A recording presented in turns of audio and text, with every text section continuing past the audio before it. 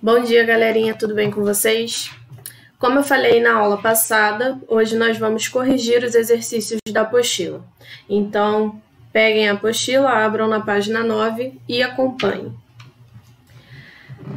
Número 1. Identifique o número do quadrinho em que a concepção de amor sugerida está relacionada às citadas a seguir. Qual é a tarefa aqui? É dizer qual quadrinho tem a ver com o texto que nós vamos ler. Letra A.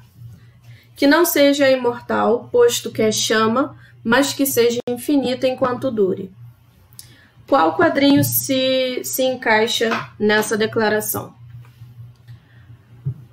Quadrinho 3 e 4. Por quê? No quadrinho 3, a moça fala para o rapaz, até que o amor acabe. E no quadrinho 4, até onde der, viu?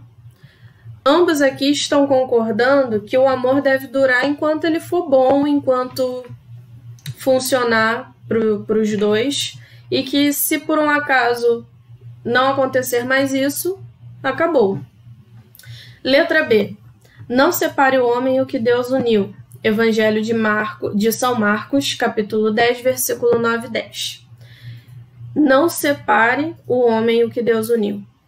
Claramente é o quadrinho 1 e 2, porque ambos dizem até o fim dos tempos, incluindo o céu, até que a morte nos separe.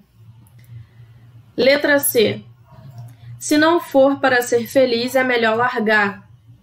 Qual quadrinho se adequa? De novo, quadrinho 4, porque a mulher diz até onde der, viu? A mulher e o homem, né? Os dois estão de acordo com isso. Até onde der. Então, se não for para ser feliz, se não der certo, melhor deixar para lá, melhor largar e seguir em frente. Número 2. Qual é a diferença que se instaura na concepção da duração do amor expressa no 4º, 5º e 6º quadrinho? Então, qual é ou quais são as concepções ou a concepção de amor que cada um desses quadrinhos relata para a gente? Quadrinho 4. O homem e a mulher se relacionam sem o compromisso de conversar a relação, aproveitando-se os momentos enquanto convier a ambos. Então, no 4º quadrinho, a gente tem uma certa falta de comprometimento para fazer a relação funcionar, digamos assim. Se por um acaso ela não der mais certo, não vou me esforçar para resolver. No 5º quadrinho, eles se encontram, sentem atração um pelo outro e iniciam uma relação sem objetivo. Lembrando que o 5º quadrinho aqui é o quadrinho de 1980, que tem um homem e uma mulher andando numa moto dizendo, quem sabe, né? Isso quer dizer o quê? Que eles não têm um comprometimento muito grande aí com o amor, com esse sentimento.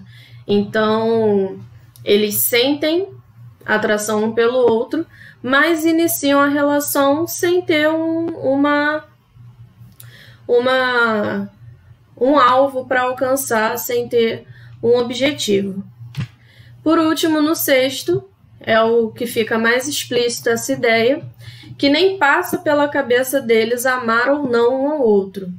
Eles dizem, lembrando o quadrinho 1990, que amor? Eles perguntam. Então, isso daí traz o quê? Que eles vivem o presente ligados apenas pela atração que sentem. Então, que amor? Como assim você diz amor? Esse sentimento é uma coisa muito mais profunda para o que eu estou querendo viver agora. Então, essa é a concepção que eles dão para esse sentimento. 3. As concepções de amor apresentadas são excludentes ou pode haver mais de uma em cada época? A questão quer saber o seguinte. Aqui, nesses 6 quadrinhos, nós tivemos uma definição para cada época de como funcionava o amor. Ele está querendo saber se essas definições para cada época, elas excluem que outras que predominam em outras épocas aconteçam naquele determinado período. Deu para entender? Então, a resposta pode ser não, elas podem coexistir em uma mesma época. Ou seja, uma relação descompromissada pode acontecer na época de 1940, no quadrinho que o homem diz até o fim dos tempos, incluindo o céu. Elas não se excluem, mas a ideia que está trazendo aqui é a predominância em cada época daquele estilo. Só que isso não impede que elas aconteçam em todas essas épocas. Página 10, número 4. Você acredita que o amor seja duradouro? Por quê? Aqui nós temos uma resposta pessoal, certo? É o que você acredita. A minha resposta seria que sim, quando há comprometimento, compreensão, paciência e respeito mútuo, o amor dura independente das circunstâncias. É possível isso acontecer, independente daquelas pessoas se relacionarem amorosamente, que eu digo viver uma relação amorosa, continuar amando um ao outro, mas cada um seguindo o seu caminho. Isso também pode acontecer. 5. Paixão e amor são sentimentos semelhantes? Aí também é uma resposta pessoal que você vai responder de acordo com a sua visão. Na minha visão, não são sentimentos semelhantes. Cada um tem a sua característica.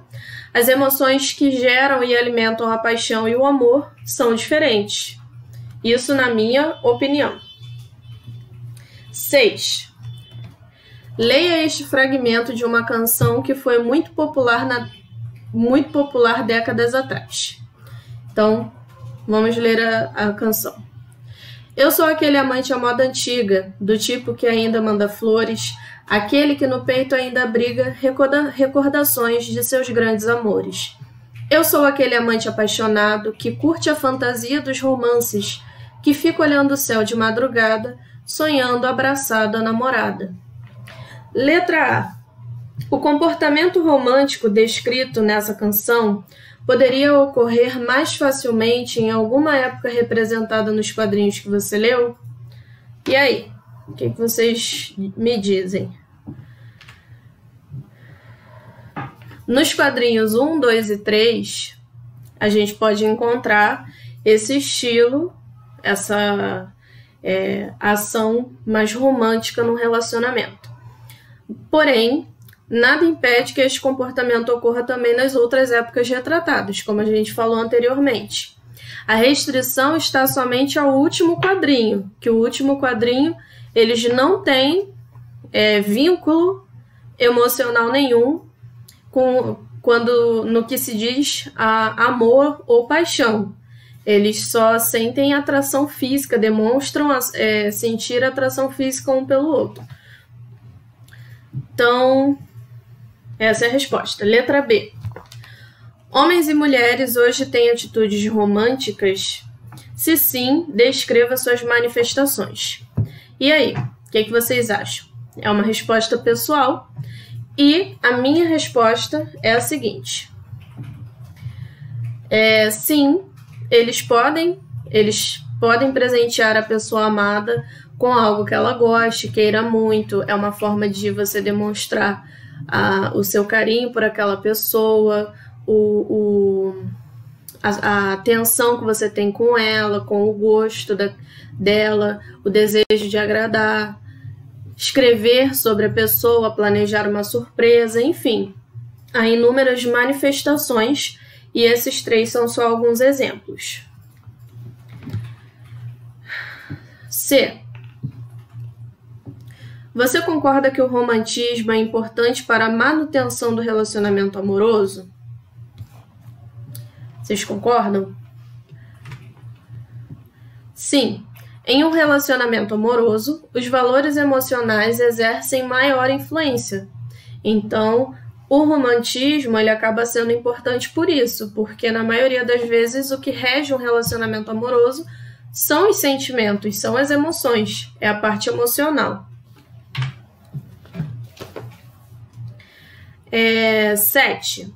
Nós temos aqui mais um texto que se chama, cujo título é De Mais Ninguém. Se ela me deixou, a dor é minha, Se ela me deixou, a dor é minha só, não é de mais ninguém. Aos outros eu devolvo a dó, eu tenho a minha dor. Se ela preferiu ficar sozinha, ou já tem um outro bem, se ela me deixou, a dor é minha, a dor é de quem tem. É meu troféu, é o que restou, é o que me aquece sem me dar calor. Se eu não tenho o meu amor, eu tenho a minha dor. A sala, o quarto, a casa está vazia, a cozinha, o corredor. Se nos meus braços ela não se aninha, a dor é minha, é o meu lençol, é o cobertor, é o que me aquece sem me dar calor. Se eu não tenho meu amor, eu tenho a minha dor. Leia as afirmativas a seguir sobre o eu lírico da canção. Ele expressa abertamente seus sentimentos. Verdadeiro ou falso? Sim, ele expressa. Seu ponto de vista é de primeira pessoa do singular. Sim, ele fala diversas vezes na primeira pessoa. Ele fala inclusive o eu. 3. Ele se revela bastante consciente de sua experiência amorosa. Ele idealiza de alguma forma, ele fala de outra maneira que foge um pouco da realidade? Eu acho que não. 4. Encontra na natureza uma forma de compensar seu sofrimento. Ele foge da realidade e se apega à natureza, a admirar a natureza, a descrever a natureza? Não, em momento algum ele cita qualquer elemento natural, qualquer vida, qualquer coisa relacionada à natureza aqui. Então, a nossa resposta é a letra D, que diz que a 1, 2 e 3 estão corretos. 8. Nas alternativas a seguir, traduziu-se adequadamente a ideia expressa pelos versos em a sala, o quarto, a casa está vazia. Bem-estar por recuperar sua individualidade. Ele fica feliz ao dizer isso, que a casa dele está vazia? Ele demonstra uma tristeza com isso. B. Aos outros eu devolvo a dó. Aceitação do sentimento de compaixão dos outros. Quando ele diz que devolve a dó, ele está aceitando isso ou ele está rejeitando? C. É meu troféu, é o que restou. Reconhecimento do benefício da dor. Ele reconhece isso como algo benéfico ou ele simplesmente aceita que é o que restou daquele relacionamento que ele viveu, foi a única coisa que ficou? É algo positivo para ele isso? Também não. É o que me aquece sem me dar calor. Sensação de conforto. Aqui nós temos uma fala sem sentido. Como que é possível algo aquecer sem trazer calor? E ele diz que a sensação é de conforto? Também não. Não é conforto que ele sente. Então, a única que faltou foi a letra E, que diz eu tenho a minha dor. Expressão do universo íntimo do eu lírico. Ele fala isso algumas vezes ao longo do texto e é o que ele está vivendo lá dentro, é o que ele está sentindo, o que está predominando no coração, na mente dele. 9. Como se coloca... Esqueci de colocar aqui. 9. Como se coloca o eu lírico diante da mulher? Como que o eu lírico se porta diante dela? Qual é a ideia que traz? A mulher detém a sorte e a felicidade do eu lírico. Ele perde a razão de sua alegria quando a mulher amada o abandona. Então, a forma como ele se coloca diante da mulher é que ele está entregue. Ele está nas mãos dela.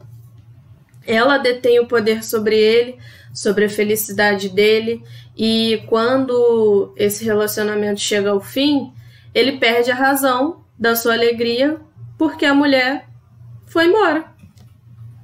10. Você percebe alguma reação do eu lírico ao estado de tristeza em que se encontra? Justifique sua resposta. Você percebe que ele reage de alguma forma, que ele busca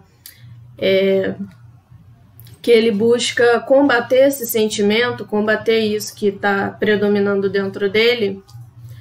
A resposta é claramente não. Se ele está remoendo a dor, parece até que alimenta aquilo ali.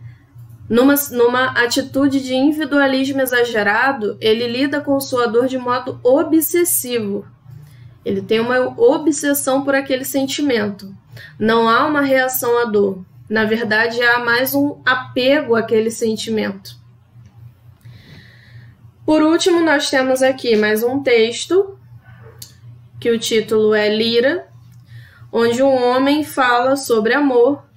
De diversas formas aqui ele demonstra esse amor, ele descreve para o leitor a representação desse amor através dos animais que ele observa e traz também uma personagem feminina aqui, uma figura amorosa para ele.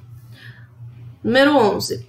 Na canção de Mais Ninguém, o amor está associado à dor. Nesse texto de Gonzaga, o amor está associado ao equilíbrio. Por que ele está associado ao equilíbrio? Porque aqui ele traz uma visão um pouco mais realista do que é o amor. Ele fala de coisas boas, algumas coisas ruins, mas ele fala mantendo um equilíbrio. A atitude do eu lírico diante da natureza é de... Como que ele observa a natureza nesse texto aqui? De forma contemplativa. Ele não confidencia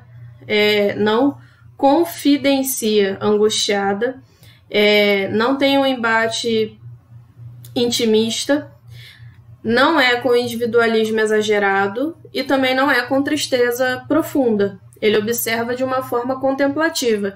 Ele está contemplando, admirando aquilo ali. Numere adequadamente os parênteses conforme a afirmativa referir-se a um ou a outro texto.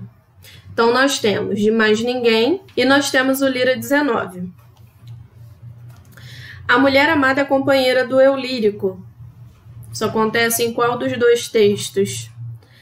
No 2. A mulher amada abandonou o eu lírico. 1. O eu lírico evade-se do mundo mergulhando no seu universo interior. 1.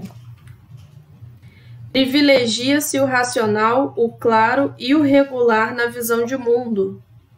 2. Evidencia-se no texto o gosto pelo amor doentio. 1. Esses exercícios que nós acabamos de corrigir, eles tratam de muitas características que estão presentes no romantismo, que foi o período literário que nós vimos anteriormente e que iremos nos aprofundar. A questão do individualismo, a questão da fuga da realidade, a questão da visão sobre o amor, sobre o sentimento, o exagero desse sentimento, a contemplação da natureza, tudo isso eu citei na nossa última aula. Então, eu espero que tenha ficado tudo claro. Se não ficou, podem falar comigo por e-mail e até a próxima aula.